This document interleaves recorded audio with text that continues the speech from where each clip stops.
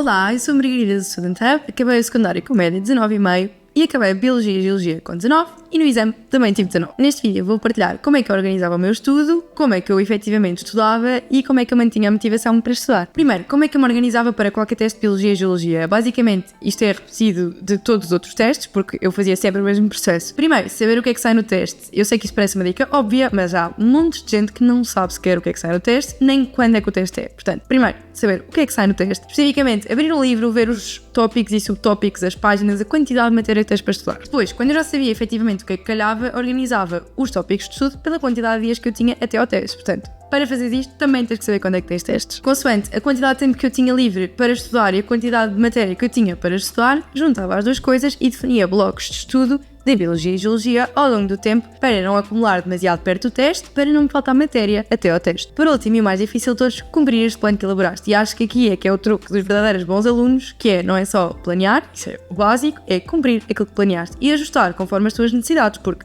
às vezes não acertas à primeira, achas que vais demorar 5 dias a rever uma coisa e demoraste 2. Ótimo, ganhaste tempo extra. Mas também é importante planear que se calhar não vais só demorar 5 dias, vais demorar 7, porque aquela matéria pode ser um bocadinho mais difícil do que tu achavas. E portanto, é importante no teu plano ele ser realístico, não podes ver as coisas com demasiada pressão e com muito pouco tempo, porque se alguma coisa descambar vais entrar em pânico, porque agora já não consegues apanhar porque amanhã tens outra coisa planeada. Depois, que material é que vais usar para estudar agora que já tens o teu tempo organizado para estudar? Aqui tenho que falar da plataforma Student Hub, que tem não só resumos já feitos para tu não teres que perder tempo a estruturar a matéria, mas também testes e exercícios para tu praticares esta matéria com resolução. Para poder usar esta plataforma gratuita, basta ir à net, procurar studenthub.pt, abrir a plataforma e escolheres modo teste, escolheres a matéria que vai calhar no teu teste, a partir daí começar a praticar e ver a resolução, a tua previsão de nota, veres aquilo em que tens que estudar mais e aquilo em que já estás bem. Tens ainda a oportunidade de tirar dúvidas com outras pessoas através de uma comunidade em que as pessoas podem pôr as suas dúvidas e responder às dúvidas dos outros e, portanto, é uma ótima plataforma para tu poderes maximizar o teu estudo e, portanto, estudares menos, mas melhor. Já vimos como é que podes planear o teu estudo, que material é que podes usar para este estudo e agora vamos aprender como é que efetivamente vamos estudar. A base do estudo de Biologia, na verdade, como todas as outras disciplinas, é praticar e compreender verdadeiramente os conceitos. Qual é que é o desafio de Biologia e Geologia? Muitas vezes é montes de matéria, mas acho que o desafio ainda maior é perceberes aquilo que te estão a pedir nos testes e, portanto, daí vem a necessidade de praticares. Primeiro que tudo, resumos e esquemas. Eu pessoalmente fazia os meus próprios resumos, tirava esquemas da net, imagens, fotografias a coisas que os professores mostravam, ou PowerPoints, ou fichas. Basicamente, eu abria o livro e pensava, como é que eu posso escrever isto numa frase, ou num esquema, ou numa imagem, de forma a eu perceber esta matéria de forma completa, fácil e rápida. Portanto, fazer um resumo ou um esquema não é copiar exatamente aquilo que está no livro, é olhar, interpretar e depois escrever de forma que tu percebes correta. Não é preciso estar cheio de corzinhas, não é preciso estar com efeitos, não é preciso estar tudo com letra super direitinha, é preciso sim que tu percebas o que é que ali está, que faça sentido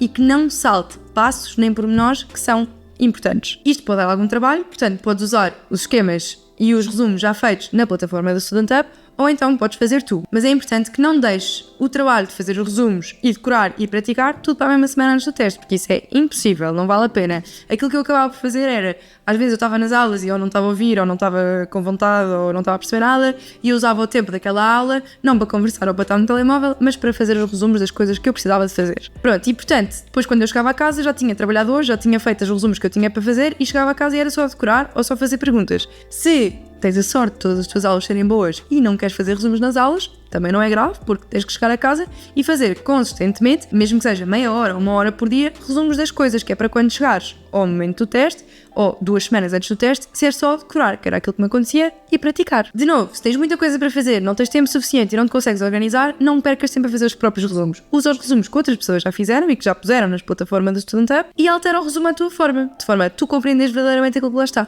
Depois, agora que já tens os teus resumos, decorar os resumos. Acho que isso depende muito de pessoa para pessoa. Há pessoas que conseguem ter uma memória muito mais visual, há pessoas que têm uma memória muito mais auditiva.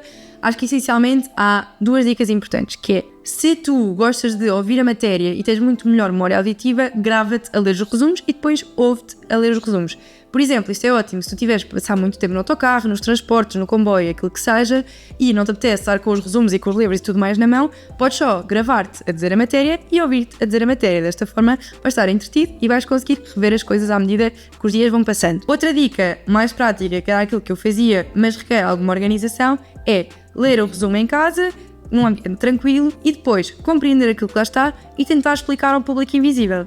Ou seja, desta forma tu vais perceber não só se estás a ler passivamente, mas efetivamente estás a perceber aquilo que estás a dizer, porque é muito difícil explicar uma coisa que tu não compreendes. Portanto, se não consegues explicar, vais perceber que não percebeste. Depois, outra boa dica é usar alguma coisa semelhante ao método do semáforo, que basicamente é o seguinte: teres uma lista de todos os conceitos que tu tens que saber para o teste e, à medida que vais estudando o conceito, autoavaliares o teu conhecimento neste conceito e, portanto, pintares de verde ou vermelho ou amarelo o quadradinho à frente desse conceito para perceberes, ok, já estou super bem ou, ok, estou péssimo. Qual é que é o objetivo disto? Teres uma noção de como é que estás na matéria para saber quando é que tens que voltar a rever esta matéria. Por exemplo, se tens um conceito em que tu viste e estás confortável, podes marcar com verde e sabes que, ok, se calhar não preciso voltar a ver isto hoje, ou amanhã, ou daqui a 2 dias, porque eu sei esta matéria tão bem, está cimentada o suficiente para eu não voltar a revê-la agora, imediatamente. Mas tens uma coisa à vermelha, tipo, ok, estudei isto agora, mas daqui a 1 hora tenho que voltar a olhar para ele, porque ou não percebi ou não ficou bem cimentado. Isto também é então muito útil para tu perceberes e lembraste das coisas que tens que rever e obrigaste a efetivamente alternar entre tópicos de forma a ir revendo as coisas e, portanto, não é só estudas uma vez e nunca mais voltas a olhar para ele, é estudas uma vez e voltas a rever. Quando é que é a questão? Se é uma coisa que tu não percebeste, mais cedo. Se é uma coisa que tu já percebeste, mais tarde. Por último, é muito importante manter a motivação a longo prazo, porque isto não é um sprint, é uma maratona. E se fores fazer o exame de Biologia no 11º ou no 12º ano, ainda mais longa é. Mesmo que tu não saibas aquilo que queres fazer a seguir ao secundário, se sabes que queres ir para a faculdade, ou mesmo não tenhas bem a certeza, tu queres ter essa oportunidade e queres ter todas as hipóteses em aberto. Portanto, não faças uma coisa agora que vai bloquear o teu futuro daqui a 1 ano, 2 anos, 3 anos. Porque podes mudar de ideias, podes descobrir uma coisa que entretanto não sabias que gostavas e é importante que quando chegar o momento tenhas a oportunidade de escolher aquilo que verdadeiramente gostas. É importante equilibrares isto com autoestima e pensares, ok, se eu não fui bom aluno até agora à Biologia e Geologia, porque é que foi? O que é que eu preciso mudar? E quando é que eu estou pronto para mudar? Porque só porque tu já tiveste más notas ou porque nunca foste verdadeiramente um bom aluno ou nunca percebeste a matéria ou já perdeste o comboio da matéria há séculos, não significa que tu não sejas capaz de recuperar. É para isso que servem professores, é para isso que servem amigos, é para isso que servem plataformas gratuitas com muitos recursos para tu voltares a pegar na matéria de forma real e consistente. Portanto, há muitos recursos para tu voltares à luta, não tenhas medo. Se tiveres alguma dúvida ou sugestão, deixa nos comentários